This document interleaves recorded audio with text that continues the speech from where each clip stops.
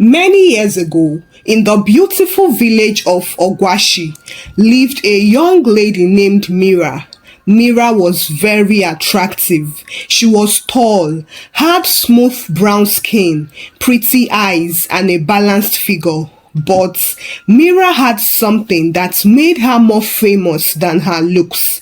It wasn't her poise. It wasn't her cooking. It wasn't even fashion, even though she had a good taste of it. What made Mera a household name was one thing: her mouth. Not just the shape of her mouth, no, it was what came out of it. Gossip. Pure, unfiltered, juicy and spicy gossip. Mera was very fast when it came to spreading news. She was faster than the village radio, even faster than the town crier.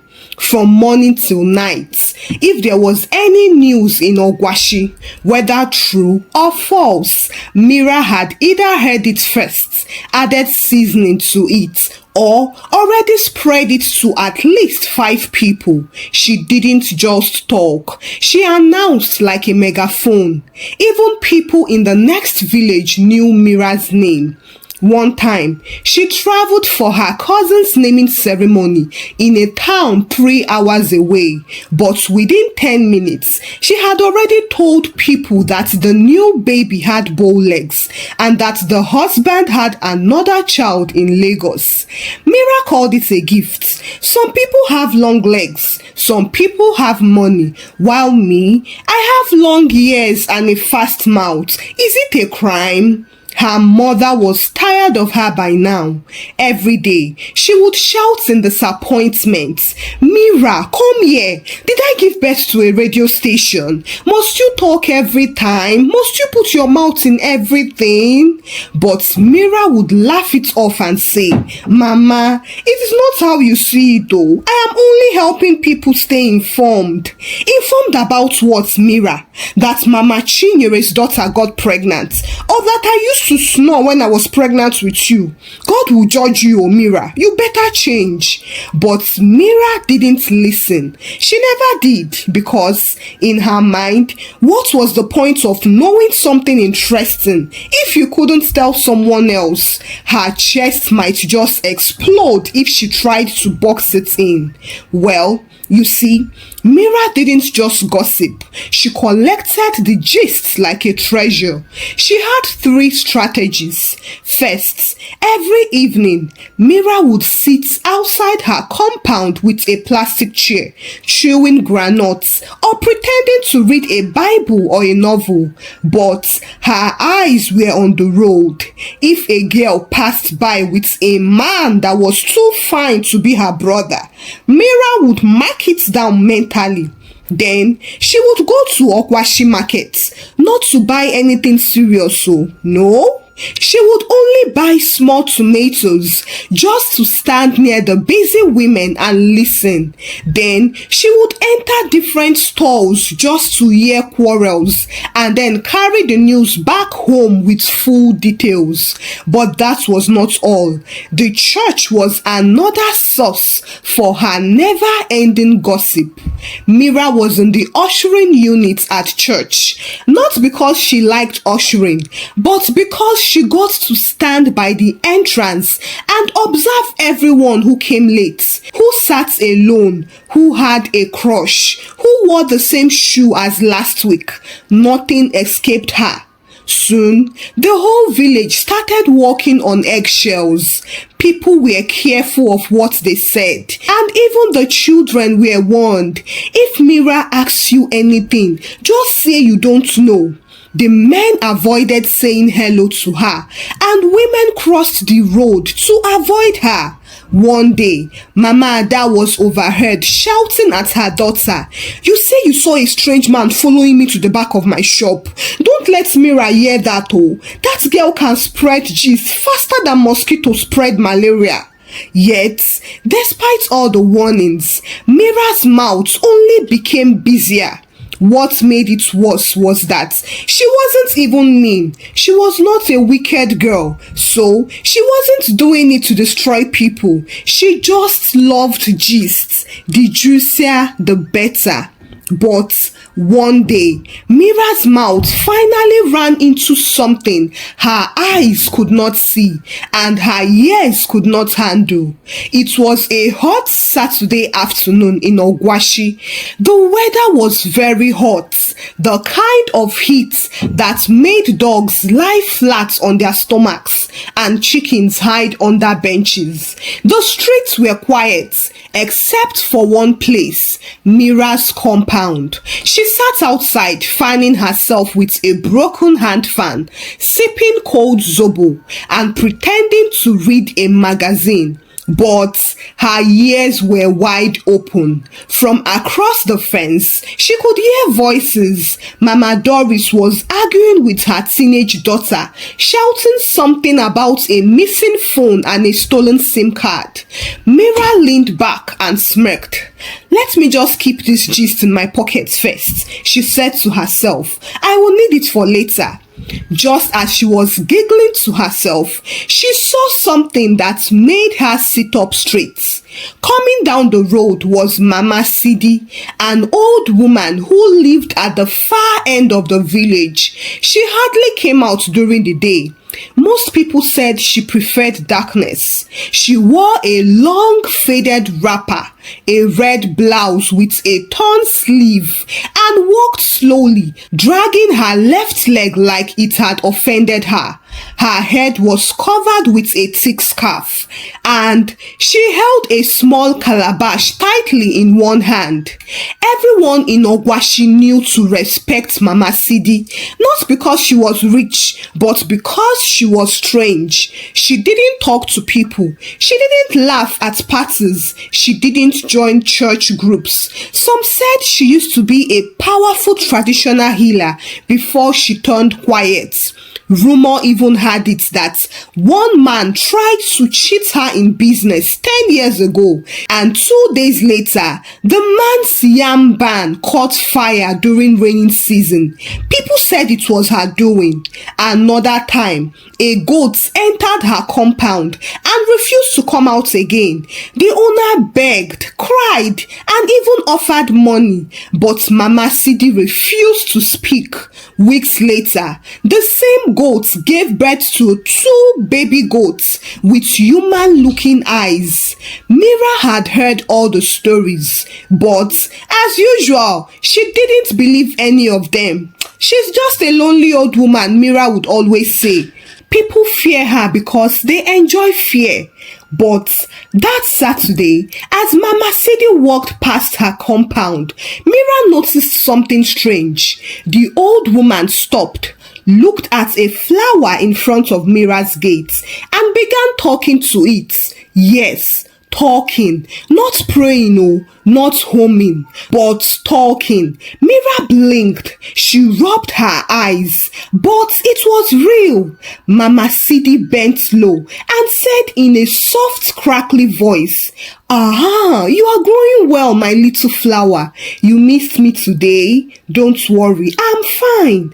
That breeze last night tried to disturb me, but I warned it off." Then she smiled and walked away. Mera's mouth opened wide. She didn't even wait for 1 hour. By 5 p.m., she was already at Mama Peace shop. "I swear on my late uncle's grave, I saw it with my own eyes." "Are you sure?" Mama Peace whispered. She talked to the flower. Talked, like she was greeting her long-lost friend. "I thought only a witch could do that."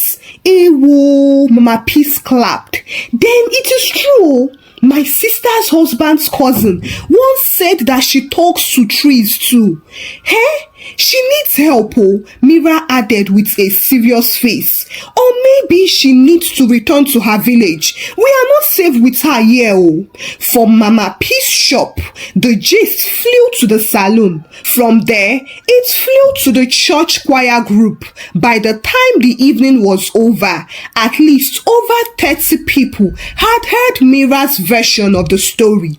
Mama Sidi speaks to flowers and believes the wind listens to her. She must be a witch, because what other explanation was there to it? That night, Mera sat in her room smiling like a cat who just stole fish. Ah, I love this village, she laughed. People just make my work very easy. See free distribution, oh. 3 days later, Mera was walking back from buying corn when she saw Mama Sidi standing by the junction that evening. Their eyes met, but Mama Sidi didn't look angry. She didn't frown or shout. She simply raised her hand, pointed her long skinny finger at Mera and said, "You run your mouth like a flowing river, but one day you will give birth to what you carry." Mera stood still and blinked. What did she just say? Mama Sidi turned and walked away, dragging her legs slowly as usual. Mera laughed nervously. "I beg, this woman just talks anyhow. She must have been talking to one of her flower friends again." But that night, Mera didn't sleep well. She kept hearing those words again and again, louder and clearer this time. "You will give birth to what you carry." And they would continue to haunt her for a very long time. Long before Mama Sidi's warning began to haunt her dreams, there was already one man who refused to be afraid of Mera's dangerous mouth. Kunle. Kunle was not from Ogwashi originally. He moved there 2 years earlier from a nearby town to open a small mechanic workshop. He was the kind of man every mother wanted her daughter to marry. He was tall, gentle, very hardworking, and was always smelling of engine oil and peppermint. Unlike most of the men in Ogwashi who crossed the streets when they saw Mera coming, Kunle walked right up to her one sunny day at the market and said with a grin, "Good afternoon, fine woman. I have been watching you since last week. Are you always this beautiful, or is it just today?" Mera turned and looked at him like he had lost his mind. "Are you talking to me?" "Yes, except there is another fine woman beside you." Mera blinked. "You know who I am, right?" Kunle smiled wider. "Of course, you are Mera, the woman with the sharpest tongue in 5 villages." Mera hissed and turned to go, but Kunle followed her. "Wait, I didn't say it like an insult. I mean, you know everything. You are like a walking newspaper." Mera frowned. "You better be careful before I report you to your own ancestors." Kunle laughed, and that made Mera's stomach jump small. But she didn't show it, of course. "Buy me granuts and stop talking nonsense," she casually said. And just like that, their friendship began. It started small with granuts, and then it turned to suya. From there, they began to stroll in the evenings. Kunle had a different personality Mera had never seen. He wasn't loud like her. He was calm, thoughtful, and somehow knew how to make her quiet without making her feel stupid. When she started to gossip around him, Kunle would raise his hand and say, "Mera, wait first. Is this one useful or just pepper soup gist?" Sometimes she would sulk and say, "So, I should stop being myself?" "No," Kunle would reply. "I just want you to be a better version of yourself." Over time, Mera began to change, but not completely. She still gossiped, but now she chose her audience carefully, and she always tried to leave out names, even though everyone still knew who she was talking about. Soon, people began to whisper, "Mera has calmed down. Oh. Is it Kunle's love?" Her mother even called it a miracle. "I don't know what that boy gave her, but I hope he never stops." Months later, on a Sunday after church service, Kunle took Mera to the back of the church compound under the mango tree. He faced her and cleared his throat. "Mera, you are the noisiest person I have ever met, but you are also the most interesting. You annoy me. You make me laugh. You drive me crazy." Mera rolled her eyes. This had better not be an insult with a suit and a bow tie. Kunle laughed. "It is not, Mera. Will you marry me?" Mera froze. Wait, are you serious? Kunle knelt down, pulled out a small silver ring from his pocket and said again, "Will you marry me?" Mera blinked, looked around to be sure it wasn't a joke, and then screamed, "Yes, of course!" She jumped on him and they both laughed under the mango tree. Immediately the village heard it. They went wild. Kunle and Mera together? Marriage? How? People shook their heads. Kunle has fallen into the gossip trap. He will soon beg us to rescue him. Don't worry. I promise you, 1 week after their marriage, she will tell the whole town how he snores like a wounded cow. But Mera didn't care, and neither did Kunle. They had a small traditional wedding in Mera's compound.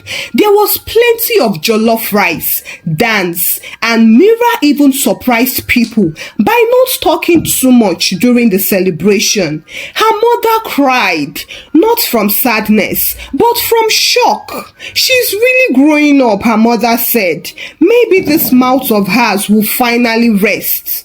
If only they knew that Mera's mouth had not finished causing trouble. In fact, the real trouble had not even started. The first month of Mera's marriage to Kunle was sweeter than honey. Their small apartment behind the markets was always filled with laughter, music, and the smell of pepper soup. Mera cooked with love, cleaned the house like she was preparing for angels, and even stopped talking about people for 2 whole weeks. Kunle was overjoyed and relieved. He even bragged to his friends at the mechanic workshop. "This my wife is now a new woman. If you knew her before, forget it all. This is wife version 2.0. Mera too would sit with her mother and say things like, "I am done with gossip, Mama. I am now a married woman. I only talk when necessary." Her mother would nod, although suspiciously. I hope it lasts longer than a new wrapper smell. But of course, it didn't, because soon Mera's slimy tongue would become slimy and run more than okra soup cooked with original Badagry ogbono where they draw well. It started one hot afternoon. Mera had gone to fetch water at the community borehole when she saw Amaka, her old schoolmate, arguing with a boy who looked like a younger version of her husband. Mera didn't say anything. She fetched her water quietly. But by the time she reached home, her mouth was already itching. She sat beside Kunle as he ate lunch. "Baby," she began, acting casually, "you remember that Amaka girl with big hips and one lazy eye?" Kunle paused.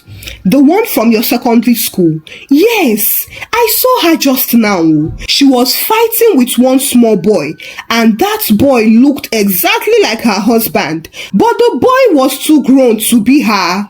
Kunle dropped his spoon. "Mera, please, let it go. You promised." "But I'm not gossiping now. I am only sharing my observation."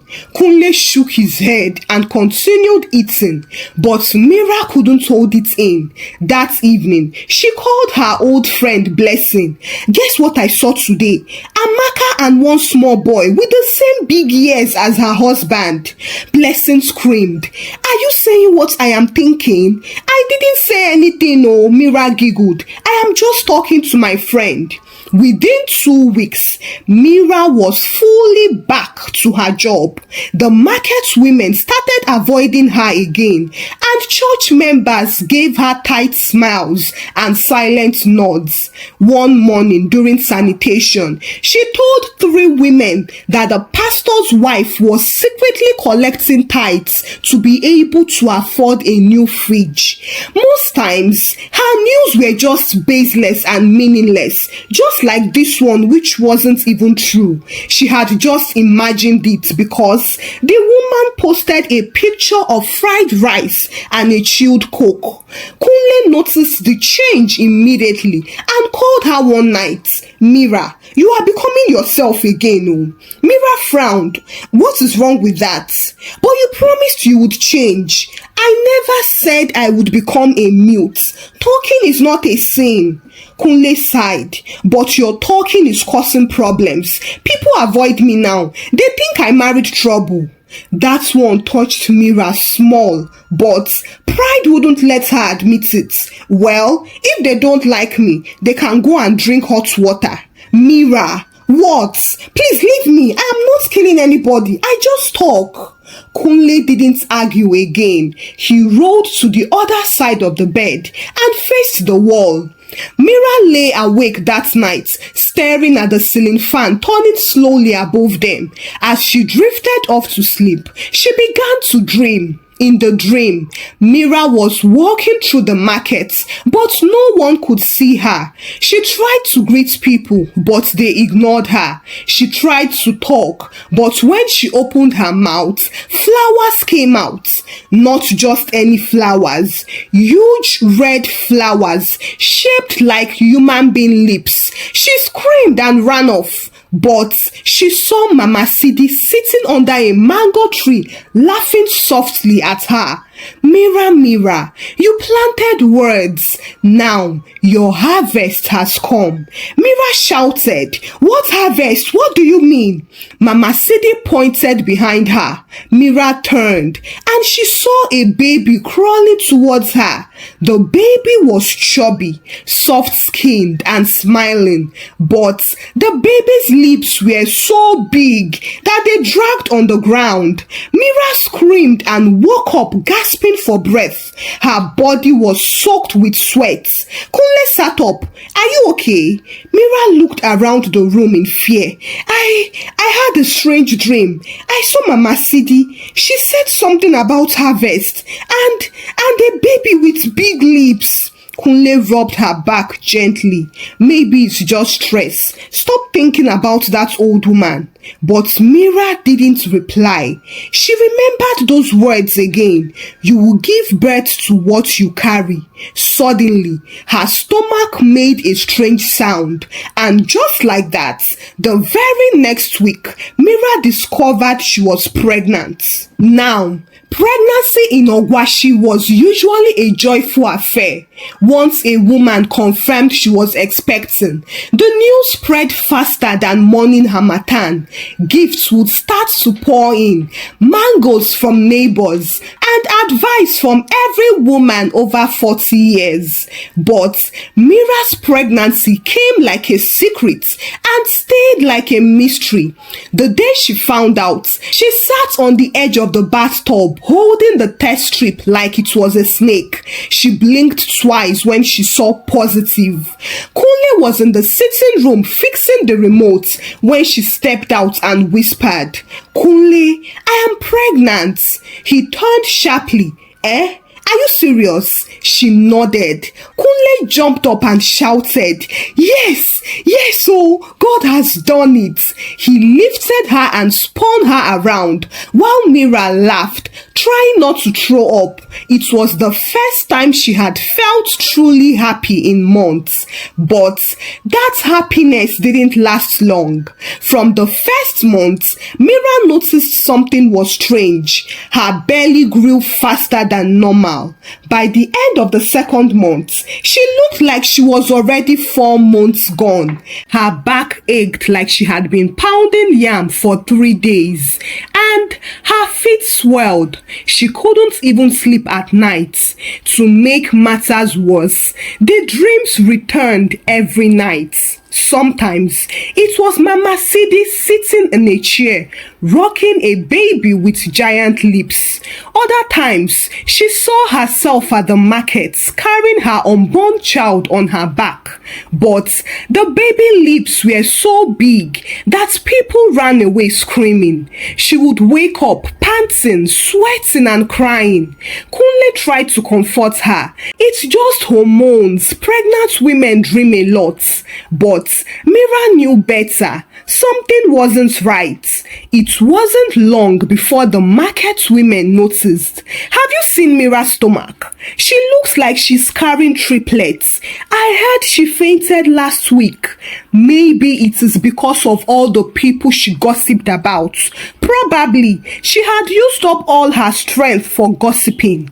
Mera heard all of it. The same village she had once entertained with gists now pointed fingers and whispered behind her.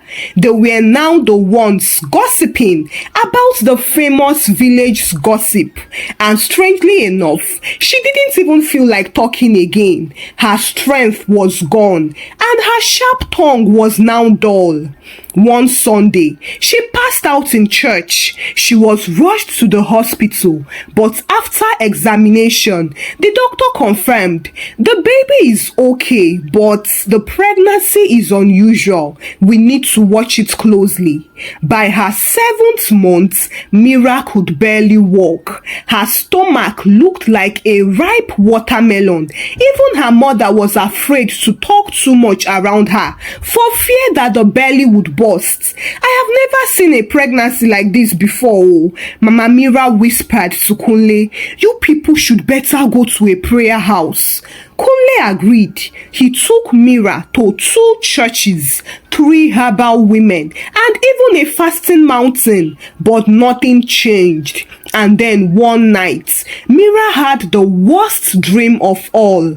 She was lying in her room surrounded by hundreds of babies, all of them with massive lips. They crawled towards her, crying and laughing at the same time. She screamed and screamed, but no sound came out of her mouth. She woke up gasping and held her belly tightly. That morning, she told Kunle, "What if this is that old woman's doing? What if she's tormenting me? I keep seeing her every time." But Kunle held her tightly. "Stop thinking like that. What if it is someone else? You know how these things work sometimes. The faces we see in our dreams are often not the exact people we should be wary of. I just think you should focus on the baby." Mera agreed and tried to hold up strong until Labor Day came. At exactly 4:02 a.m. on a Tuesday morning, Mera screamed from her bed, "Kunle, Kunle, my water just broke." He jumped up, ran around the house looking for his trousers, wore his shirt backward, and carried her to the bike outside. They rushed to St. Anthony's Clinic. By the time they reached, Mera was screaming, shaking, and biting her lips uncontrollably. The midwife, Nurse Kemi, got to work immediately. "Push, Mera, push!" And after 3 long hours of intense pushing, the baby came out. But for 10 full seconds, no one said anything. The room was suddenly quiet. Mera was breathing heavily. "What is wrong? Is it a boy or a girl?" The nurse carried the baby slowly, looked at the face, and struggled to catch her breath. Even the doctor froze. Kunle stepped closer, and there in the nurse's arms was a beautiful baby girl, very beautiful in such a way that no one had ever seen. Kunle staggered back, unable to say a word. Mera tried to sit up. "What is wrong? Let me see her." But when they handed her the baby, she screamed and fainted. What type of baby did Mera give birth to that had everyone in a fog? How will this affect her life and marriage? Stay connected to find out in the next part. Share the story out with your loved ones. Give the story a thumbs up and subscribe to this channel if you've not done so by now. Until I bring the next part your way. Bye!